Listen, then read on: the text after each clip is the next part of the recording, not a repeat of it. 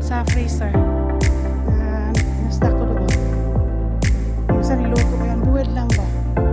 Tapos dinala ko dito. Nilagay ko dito guys. Diyan. Kasi maraming mga foxes. At saka doon din. Doon din right there. Yan. Maraming foxes. Last time, nagpunta ko dito. Dinalaan ko sila ng ribs. Hindi namin naubos. Ayaw namin ang lasa. Binili din namin yan. Hindi naubos. Dinala ko dito. Enjoy na enjoy ang mga foxes. Ito guys, parking area ito.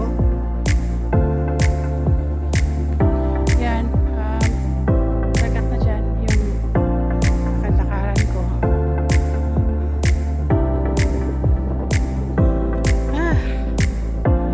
Karating. Oh, yun. Kumakihan.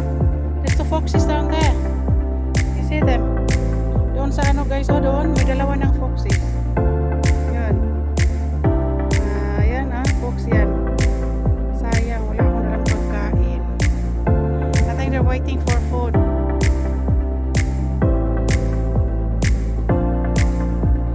They are very cute foxes guys. Hi. Okay. Ayaw mo niya ako puntahin doon. Kasi madilim na doon. Okay. Ayaw niya ako puntahin doon guys. Kasi may mga lalaki din doon sa sakyan.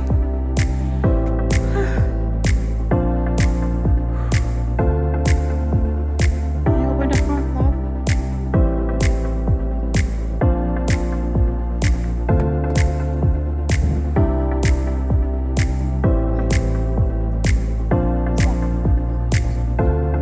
I know. Yeah, I was watching a while ago. They've been playing each other there. They're looking. They're coming. They're looking for food. Naglalaro ang mga foxes guys doon. Kaso lang, super intelligent ang mga foxes guys. Makaamoy sila sa iyo kahit malayo pa. Ito iba sila mga super, ano talaga to, takot sa tao. Yung nasa ano, yung pupunta sa garden, naku guys, magstay yan sa ano sa likod, maghintay ng food. Itong mga bushes na ito guys, maraming foxes dyan. Yan, maraming foxes yan.